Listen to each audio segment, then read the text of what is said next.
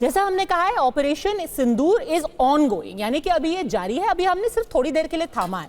तो अभी जब जारी ही है तो अभी बताने की क्या जरूरत थी? ऐसा नहीं हो सकता जब सब हमने उनका काम तमाम कर दें तब हम ये सारी जानकारियां दें। अगर हम बीच में ही, जैसे कि हमने 8 तारीख को उनको बता दिया, तो वो अलर्ट नहीं हो जाएंगे? जनरल भाटिया, देखिए ऐसा है, जब ये ऑपरेशन करते हैं उसका एक पॉलिटिकल ऑब्जेक्टिव होता है, पॉलिटिकल एंड स्टेट होती है, ठीक है। At the cost of reputation मैं एक चीज बताना चाहूंगा, अटल बिहारी वाजपेयी जी हमारे बहुत ग्रेट प्रधानमंत्री थे, वो ग्रेट स्टेट्समैन थे। जब पार्लियामेंट पे अटैक हुआ तो उन्होंने बोला ये आर पार की लड़ाई होगी, आप प्रॉब्लम हुआ। तो 6-7 महीने के बाद किसी ने उनसे पूछा भाई आप तो लड़ाई शुरू करते, आर पार लड़ाई शुरू करने वाले थे, तो कब शुरू कर रहे हो? तो उनका जवाब था शुरू तो मैं आज कर दूं, खत्म कैसे करना है मुझे पता नहीं, ठीक है। तो अभी हम जो करते हैं उसमें एस्केलेशन जो हम कंट्रोल करना चाहते हैं, we want to be on top, जो हमारा पॉलिटिकल ऑब्जेक्टिव्स थे, हमारे पॉलिटिकल एंड स्टेट था। Welcome to Saptagiri NPS University. Admissions open for BE, BCA, MBA and MCA for the academic year 2025-26. Enroll now. और जो मिलिट्री ऑब्जेक्टिव्स थे हमने उसको अचीव कर लिया, और बड़े तरीके से ये सिनर्जी है जो पॉलिटिकल एंड स्टेट में और मिलिट्री ऑब्जेक्टिव सिनर्जी जो है, एक एकता है जो वो हमने कभी कम ही देखी है। तो ये मैं कहना चाहूंगा कि इसको रहने दीजिए, इसके सिनर्जी को आप क्वेश्चन मत करिए, ये बहुत ही अच्छी सिनर्जी है और आगे के लिए हमको चाहिए होगी। ये नहीं कि एक ऑफ सिंदूर जो अभी खत्म नहीं हुआ है, ये अभी पॉज है, हो सकता है ये दोबारा शुरू हो जाए। अभी इसके कोई, जैसे चीफ आर्मी साहब ने बोला, कोई एक्सपायरी डेट नहीं है इसकी, ये चल रहा है अभी। तो आई थिंक दिस डिस्कशन जो है हमें देखना चाहिए कि इसमें अननेसेसरी जो हमारे जो प्लान्स में और हमारे फौज पे कोई असर नहीं होना चाहिए। बिल्कुल। और मैं आपको बिल्कुल भी पॉलिटिकल डिस्कशन में घसीटना नहीं चाहती, बस सारा पर्सपेक्टिव देने के लिए जनरल भाटिया आपका बहुत बहुत धन्यवाद। जिस थोड़ी देर अगर आप हमारे साथ रहें, अगर कोई क्लैरिफिकेशन आपसे करना पड़े। राजीव जेटली, चलिए मिलिट्री पोजीशन तो यहां साफ कर दी गई है, पर एकता का जो संदेश है हमारे देश से, सरकार और विपक्ष का, वो तो दोनों तरफ से है ना। जैसे कहते हैं कि मतलब ताली एक हाथ से नहीं बजती। उन्होंने 4 सवाल आपसे पूछे, आपने उनको मीर जाफर बोल दिया और आसिम मनीर का एजेंट बोल दिया। अभी ऑपरेशन सिंदूर चल रहा है सर, कहां गई हमारी एकता? राजीव जेटली। पद्मा, कितनी अजीब सी डिबेट हो रही है। देखिए हमने भी देखा है, बहुत सारी डिबेटें कर रहे हैं, आज लगभग 15 से 20 साल हो गए हैं चैनल्स के ऊपर डिबेट करते हुए। हमने कभी ऐसी डिबेट नहीं करी थी जहां अकाउंटेबिलिटी इस बात के लिए सेट की जाए कि कितना अंदर घुस करके मारा गया। हमने तो 650 लोगों की जानें गंवाई हैं यहाँ पे 2005 से लेकर 2008 के बीच में। हमने तो लाजपत नगर का बम ब्लास्ट देखा है, मुंबई का बम ब्लास्ट देखा है, ट्रेन ब्लास्ट देखा है, मुंबई में जो टेरर अटैक हुआ है वो देखा है, अहमदाबाद का टेरर अटैक देखा है, जयपुर का टेरर अटैक देखा है, बेंगलोर का टेरर अटैक देखा है, हैदराबाद का टेरर अटैक देखा है, अहमदाबाद का टेरर अटैक देखा है। ये सब जब अटैक हो रहे थे ना, उस वक्त पे 650 जानें गंवाई गई थी। ये चर्चा नहीं हो रही थी कि हम पाकिस्तान में जाकर के मारेंगे, ये चर्चा हो रही थी कि हम दस्तावेज लेके अंतर्राष्ट्रीय मंच पे जाएंगे, क्योंकि कॉलोनियां हमारे देश में बसी हुई थी आतंकवादियों की। वो कॉलोनियां जो आतंकवादियों की पाकिस्तान में बसी है, उन कॉलोनियों को पाकिस्तान में जाकर के नष्ट करने का काम किया जा रहा है। उसके ऊपर सवाल पूछा जा रहा है कि कितनी कॉलोनियां नष्ट करी आपने। अरे आपकी तो विल ही नहीं थी, आप में तो दम ही नहीं था, आपकी तो ये कभी कल्पना भी नहीं रही थी कि पाकिस्तान की तरफ हम घुस भी सकते हैं, आतंकवादियों को वहां जाकर के भी मारा जा सकता है, वहां पर भी हमारी जो होती है मिसाइल अटैक किया जा सकता है, वहां पर भी सर्जिकल अटैक किया जा सकता है। ये तो कल्पना ही नहीं थी, आपने पहले से क्यों बताया?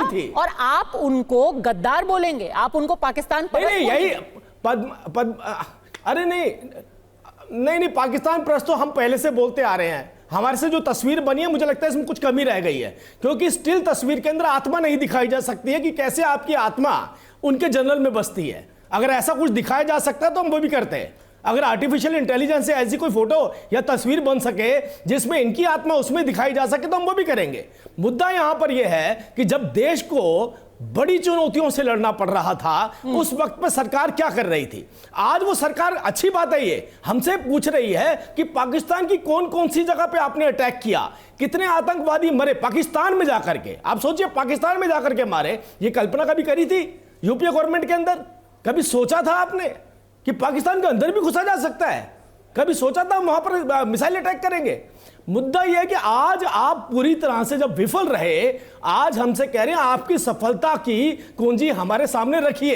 अरे हमारे डीजीएमओ ने, हमारी आर्मी ने, हमारी एयरफोर्स ने, हमारी नेवी ने सारी डिटेल्स आपको दी, इससे ज्यादा डिटेल्स वो आपको नहीं दे सकते हैं।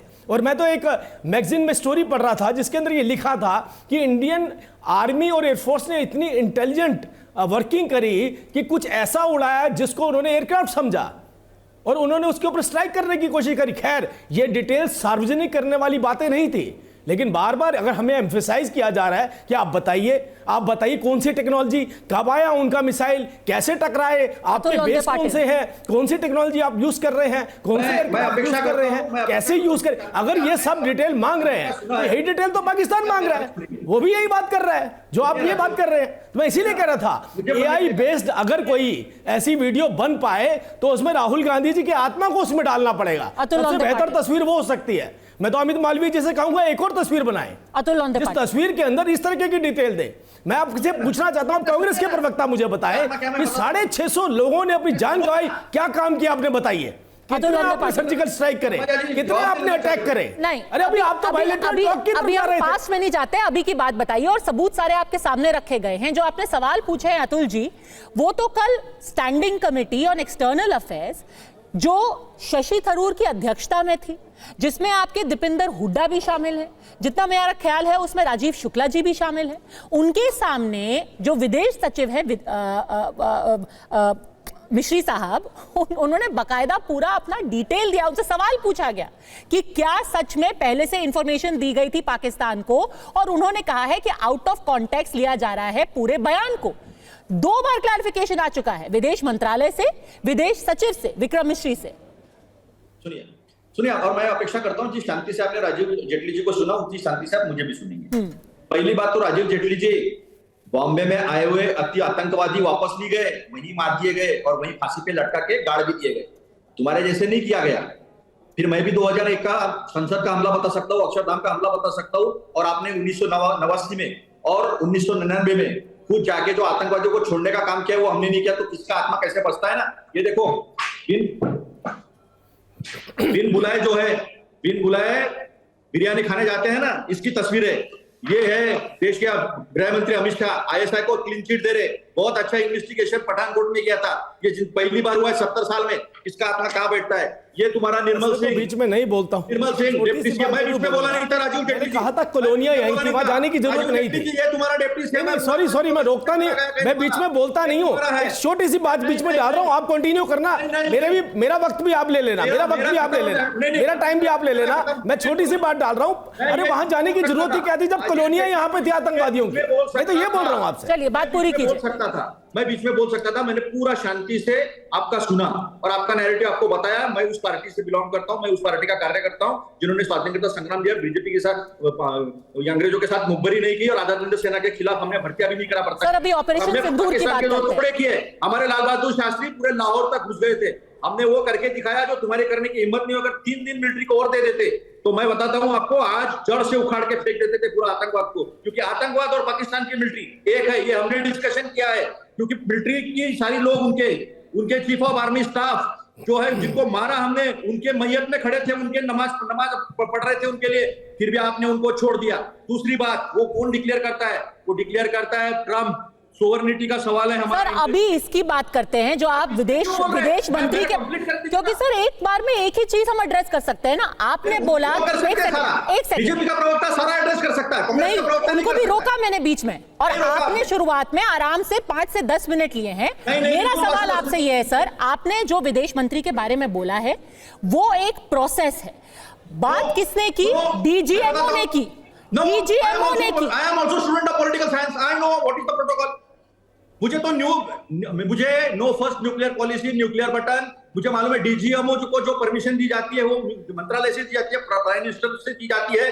DGMO जो कहता है हमको विश्वास है, मिलिट्री ने जो भी ब्रीफिंग किया उसमें विश्वास है। हमने एक शब्द से पूछा नहीं है कि आपने पाकिस्तान में, बिल्कुल आपको विश्वास है ना जो मिलिट्री ने ब्रीफिंग की है? मिलिट्री ने ब्रीफिंग करके दूसरे ही दिन बता दिया था कि हमने ऑपरेशन करने के बाद 7 तारीख को ऑपरेशन करने के बाद सूचना दी। देख रही है किस तरह से आप मेरी बात पूरी नहीं होने देते, पब्लिक देख रहे, दर्शक देख रहे। क्योंकि सर आप मुद्दे पे बोलेंगे, मैं आपको पूरा वक्त दूंगी, पर हम इधर उधर जा करके हम लाल बहादुर शास्त्री की बात करें, हम बात करें कि भाई पार्लियामेंट अटैक में क्या हुआ था। आपने सवाल उठाया है एस जयशंकर को लेकर के, एस जयशंकर का मुखबिर होने का जहां तक सवाल है ना, मैं आपको एक और बात सुना देती हूं। हमारे जो एयर डिफेंस के चीफ है, आर्मी एयर डिफेंस के चीफ है, उन्होंने मिलिट्री को सलाम है, मिलिट्री को सैल्यूट है, हमारे एयरफोर्स, हमारी आर्मी, नेवी ने जो काम किया आपका बहुत बहुत धन्यवाद कि आप मिलिट्री को सलाम कर रहे हैं। अब उस जयशंकर पे सवाल खड़ा किया है, बिल्कुल करेंगे, क्योंकि देश के संप्रभुता के साथ, देश के सुरक्षा के साथ उन्होंने कॉम्प्रोमाइज किया है, इसलिए सवाल खड़े होंगे। ठीक है।